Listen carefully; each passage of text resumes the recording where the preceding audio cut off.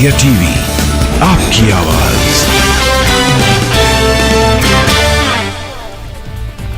राहुल और प्रियंका गांधी को लेकर कांग्रेस सांसद रणजीत सिंह सुरजेवाला बीजेपी पर दिए बयान को लेकर विवादों में घिर गए हैं। सुरजेवाला ने हरियाणा में बीजेपी और उसकी सहयोगी पार्टी जेजेपी को राक्षस बताया। सुरजेवाला ने कहा, बीजेपी राक्षस है और जो बीजेपी को वोट देता है वो भी राक्षस प्रवृत्ति का है। राक्षसों, भाजपा जजपा के राक्षस हो तुम लोग। भारतीय जनता पार्टी को जो वोट देता है और भारतीय जनता पार्टी का जो समर्थक है वो राक्षस प्रवृत्ति का व्यक्ति है। मैं आज महाभारत की इस धरती से श्राप देता हूं। सुरजेवाला के बयान पर बीजेपी अब आक्रामक है। बीजेपी प्रवक्ता शहजाद पूनावाला ने कहा कि कांग्रेस ने सारी हदें पार कर दी हैं। सुरजेवाला अफजल गुरु के नाम के आगे जी लगाते हैं और आज भारत की जनता को गाली दे रहे हैं और देश के वोटर्स को श्राप दे रहे हैं। सारी हदें पार कर दी है। कांग्रेस पार्टी के नेता रणदीप सुरजेवाला, जो अफजल गुरु को तो अफजल गुरु जी कहते हैं और उनके पार्टी के नेता ओसामा जी और हाफिज सईद साहब कहते हैं, वो आज भारत की जनता को ही गाली देने लग गए हैं, वोटरों को ही गाली देने लग गए हैं। सोचिए, वो कांग्रेस पार्टी जो लोकतंत्र के मंदिर पर किस प्रकार के आक्षेप लगाती है, लोकतंत्र की संस्थाओं पर सवाल खड़े करती है, विदेशी धरती पर जाकर लोकतंत्र मर गया है ये कहती है, भारत माता की हत्या हो गई ये भी कहती है। अब रणदीप सुरजेवाला कहते हैं कि जो जनता वोट करती है वो राक्षस प्रवृत्ति वाली होती है।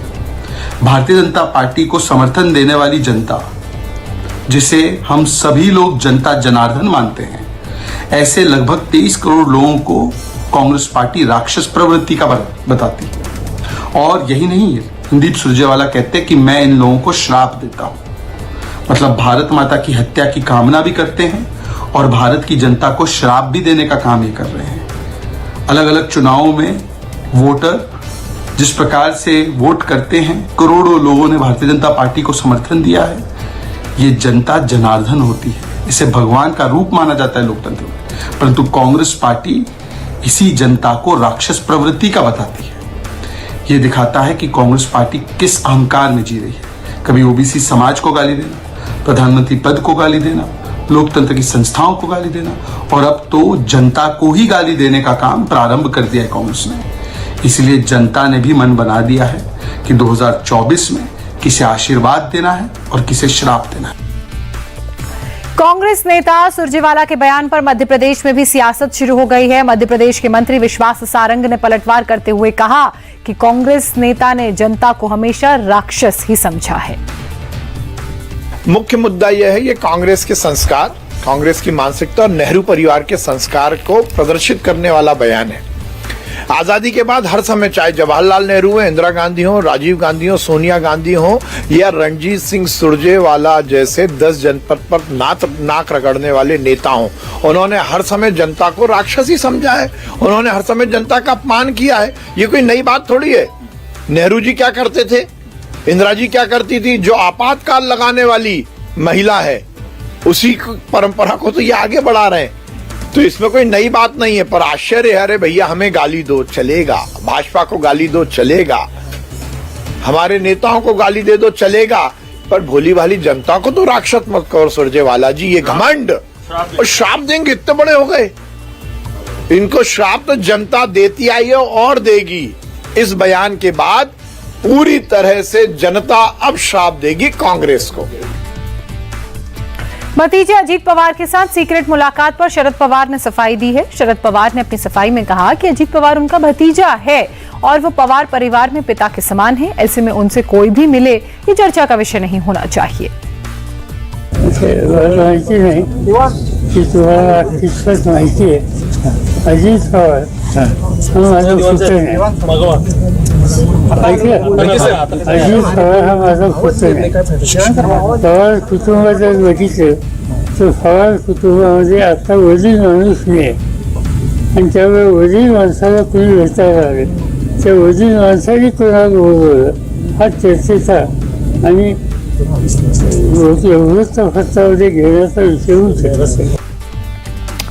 शरद पवार ने बीजेपी से गठबंधन से इनकार कर दिया। उन्होंने कहा कि राष्ट्रवादी कांग्रेस की राष्ट्रीय स्तर पर जो भूमिका है उसमें बीजेपी के साथ गठबंधन नहीं हो सकता। पवार ने कहा कि राष्ट्रवादी कांग्रेस का राष्ट्रीय अध्यक्ष होने के नाते मैं ये स्पष्ट कर देना चाहता हूं कि हम बीजेपी के साथ नहीं जाएंगे।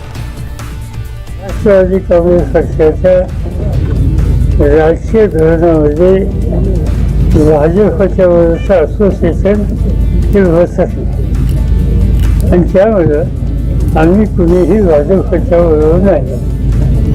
आमच्यातल्या काही सहकार्याने एक वेगळी भूमिका घेतली आहे, त्याच्यात काही परिवर्तन होईल का असा प्रयत्न काही आमचे हितचिंतक करतात आणि त्यामुळे ते सुसंवाद साधायचा प्रयत्न करतात। पण राष्ट्रवादी काँग्रेस पक्षाचा राष्ट्रीय अध्यक्ष म्हणून मी स्वच्छ भूमिका याची करत सांगतो की राष्ट्रवादी काँग्रेस पक्ष भाजपच्यावर जाणार नाही। शरद पवार की भतीजे अजीत पवार से मुलाकात पर संजय राउत ने बयान दिया। राउत ने कहा कि मुलाकात को लेकर लोगों के बीच भ्रम पैदा हुआ, इसको लेकर शरद पवार से बात की जाएगी क्योंकि इस तरह की मुलाकात के बाद लोग सवाल खड़े करते हैं। आदरणीय शरद पवार जी और अजीत पवार जी के मीटिंग के बाद वो एक भ्रम पैदा हुआ है, लोगों में बहुत सी शंका कुशंकाएं हैं, वो हमें चिंतित करती है। इस बारे में हमारी चर्चा हुई और ये जल्दी से जल्दी उस बारे में ये भ्रम जो है ये ख़त्म होना चाहिए, इस पर हम सबका एकमत हुआ है। जल्दी ही हम इस बारे में श्री शरद पवार जी से बात करेंगे। पवार बड़े नेता है, अगर कोई बीजेपी के साथ चला गया है, बीजेपी के साथ सरकार में शामिल है, चाहे करीबी हो रिश्तेदार हो जैसे हम भी करते हैं, तो हमको कठोर निर्णय लेना पड़ता है। उसका एक परिणाम हमारे अलायंस पे होगा, लोगों पर हो सकता है, लोग भ्रमित होते हैं, लोग हमसे सवाल पूछते हैं, तो हमारे पास जवाब नहीं है। इसलिए आज नाना पटोले जी आए थे मातोश्री पर और उस बारे में चिंता व्यक्त। दरभंगा विवाद पर रविशंकर प्रसाद ने विपक्ष को जवाब दिया। उन्होंने कहा कि देश में अब 24 एम्स हैं और बिहार में 2 एम्स, लेकिन दरभंगा में नीतीश कुमार ने एम्स के लिए जलभराव वाली जगह दी है और वो मुद्दे पर सिर्फ राजनीति कर रहे हैं। ये दरभंगा एम्स को लेकर के जो पूरा विवाद चल रहा है, इसका कोई मतलब है क्या? पहले सिर्फ 1 एम्स होता था, अब 24 एम्स हो गया है। वाजपेयी जी ने एम्स की संख्या बढ़ाई और मोदी जी के आने के बाद वो संख्या 15 से बढ़कर 23-24 हो गई। अधिकांश प्रदेशों को 1 एम्स मिला है। हम लोग के प्रयास से बिहार में 2 एम्स है, एक पटना, दूसरा दरभंगा। पहले नीतीश बाबू ने जमीन दिया दरभंगा मेडिकल कॉलेज में, बाद में बदल दिया, और जो नई जमीन दी गई है वो बहुत गड्ढे में है, वो पानी भराव का क्षेत्र है। तो मिथिला के लोगों की सेवा करने की इच्छा है या राजनीति करने की इच्छा है?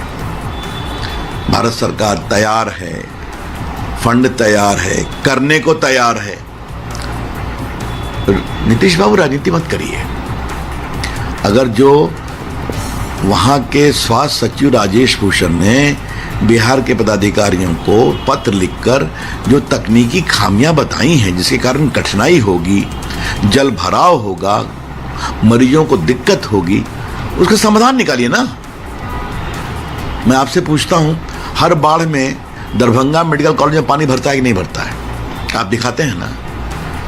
तो क्या उससे भी विभत्स स्थिति आए वहां पर?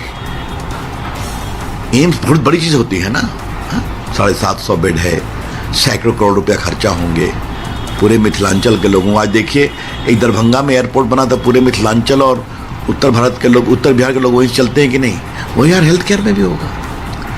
तो ये पूरा जो विवाद है बेबुनियाद है। नीतीश बाबू पहल करिए समाधान में। आपके सांसद क्यों कह रहे हैं कि सहरसा में एम्स खुले? तो आप ही के सांसद है ना। नियत नहीं ठीक है क्या? जम्मू कश्मीर के एलजी मनोज सिन्हा ने कहा कि अब प्रदेश में आवाम के लिए घुटने वाला माहौल नहीं बनने देंगे और इसका संकल्प जम्मू कश्मीर के नौजवानों को लेना है। कि जिस वजह से यहाँ आवाम को 30-35 सालों तक घुटन में जीना पड़ा, वैसी व्यवस्था को भविष्य में आने नहीं देना है। इसका संकल्प इस आजादी के अमृत काल में यहाँ के नौजवानों को लेना है। हमारे जम्मू कश्मीर के नौजवानों के भीतर स्वार्थ नहीं है। उनका हर कदम राष्ट्र निर्माण की दिशा में स्वाभाविक रूप से उठ रहा है। पिछले कुछ वर्षों में उनकी सुनहरी उपलब्धियों से भरे हुए हैं।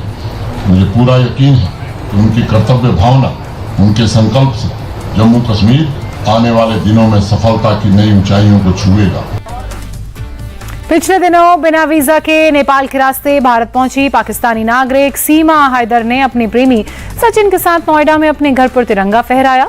सीमा ने भारत के प्रति देशभक्ति दिखाई और भारत माता की जय के नारे लगाए। इस मौके पर सीमा ने कहा कि वो भारतीय हैं, इसलिए तिरंगा फहरा रही हैं। बिल्कुल लगाया है, मैं भारतीय हूँ और मैं लगाऊंगी हमेशा सारी जिंदगी। जी भाई, आप आगे सर से बात कर लें। तो आज आप भारत माता की जय और हिंदुस्तान जिंदाबाद बोलते हैं? बिल्कुल, अब भी बोलूंगी। भारत माता की जय। नरेंद्र दास मोदी जी की जय। योगी जी की जय। मोदी जी की जय। योगी जी की जय। भारत माता की जय। भारत माता की जय। वंदे मातरम। वंदे मातरम। वंदे